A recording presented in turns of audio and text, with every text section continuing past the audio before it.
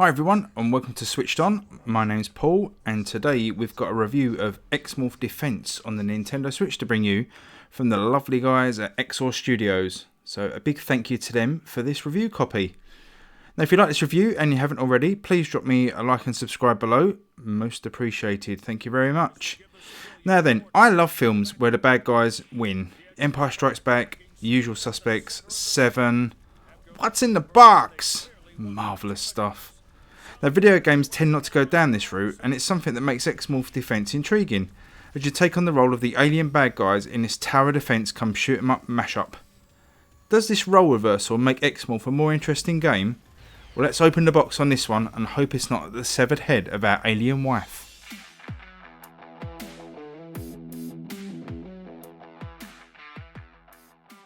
Okay, no more spoilers of 25-year-old films. Now then, the premise of X-Morph Defense is really interesting. As I've said, you play as an alien race which invades Earth to harvest the planet's resources. The alien leaders send giant cores down to the planet's surface to start spreading and mining the area to take all the minerals and general earthy goodness that they need. Earth's last line of defense aren't best pleased with this and send the kitchen sink your way to destroy the cores. Now your job in this sorry mess is to protect the core for long enough so it can do its business. You do this in one of two ways. Number one, positioning a variety of upgradable towers on a map that will automatically attack the enemy forces as they trundle along set paths towards your core. And number two, shooting the shit out of anything that makes it through those tower defences. This War of the Worlds takes place across 14 locations around the globe and spans every continent as the fairly lengthy story campaign plays out.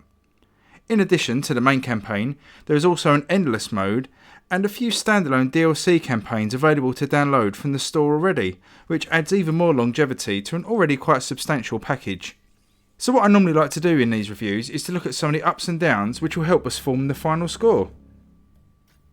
Right, I'm going to dive straight in here with an up, and it's a big one, and that's the presentation of this game, particularly the graphics, which look straight up amazing on the Switch, both docked and handheld modes. You'll be looking at some very detailed and lush locations, each giving a decent feel to the current region, and a nice variety of hardware from Earth's defences, from tanks, planes, and your alien ship of course. A lot of care and thought has gone into making this game look varied and great.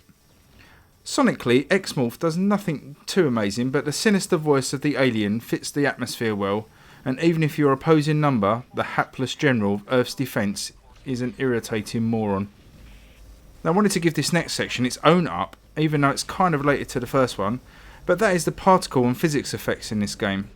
Whilst there are some nice effects generally from the different weapons being deployed, with lighting and explosions all over the place, the star of the show here are really the real-time physics. Most buildings on the battlefield can be destroyed in real time and they crumble and collapse into the path of enemies with a satisfying heft. Get the angle right and these can be used to your strategic advantage and used to block enemy routes. It's really an impressive sight when you bring down a huge tower, and the fact that the Switch is pushing all this deformation in real time is a real credit to the developers. Now I'm going to sneak a small down in now though, and that's that the performance isn't always 100% perfect, especially in the later levels when there are hundreds of enemies on the screen, explosions all over the place, buildings collapsing around your ears, and well, the frame rate can take a bit of a hit. It has to be expected in a way, once you see how much is going on, and for the most part it holds up admirably in the areas it doesn't drop, but I still feel I have to mention it. Another down is a bit of a gameplay niggle for me. When you're placing your towers on the map, you can link two of them together to form a laser fence, and that blocks the route for any incoming forces. But you are not allowed to block a route, which means it's the last route the humans can use to get to you. What? Why wouldn't you want to do that if you're trying to protect the core? I get that if you were allowed to do it, it would fundamentally break the game as nothing would be able to get to you, but it just feels a bit odd. Especially as your alien overlord announces, "You cannot block the last path." It just feels a bit of a lazy mechanic because they couldn't think of anything better to solve this problem. A second little gameplay niggle also gets a down, and that is at any point you can go into what is effectively a build mode to place towers.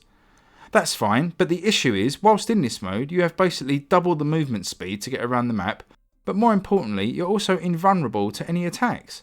So if you are close to dying, it's very easy just to jump into build mode, get out of harm's way, regenerate some health, and then carry on blasting. To solve this, I think the developers should have put in like an energy bar or something that ticks down whilst you're in build mode.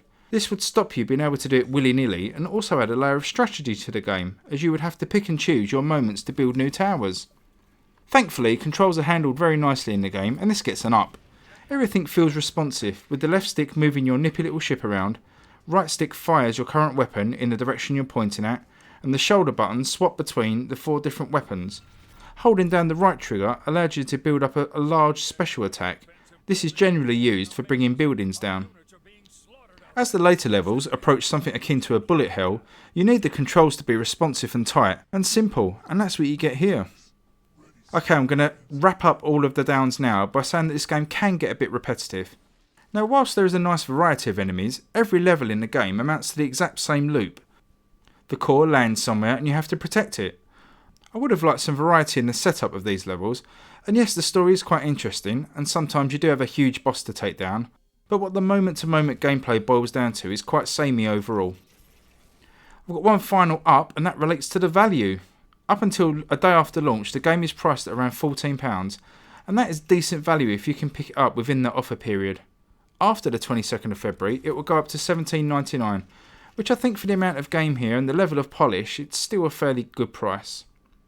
So, with 4 ups and 4 downs, it's time for my closing thoughts. Now I'm going to prefix the closing thoughts by letting you know that tower defence games aren't really my favourite genre. I don't hate them, but they're just not something I generally go for. With that said, I do think that X-Morph Defense offers an interesting wrinkle on the formula by adding in shoot 'em up elements, the destructible environments, and a nice level of polish in terms of presentation. I kind of wish there were more variety in the missions, and the issue I have particularly with how the path blocking is handled, or isn't, means I can't quite score as high as I'd like. As it is, I'm still going to give X-Morph Defense a really solid 7 out of 10. And if you're a fan of tower defence games generally, you can probably add another point onto that. Overall, a really decent game. Thanks once again for watching, and as I said at the top, I really appreciate a like or a subscribe if you like the video, and drop us a line below if you're going to pick this one up, or if you have any questions, I'll be happy to help.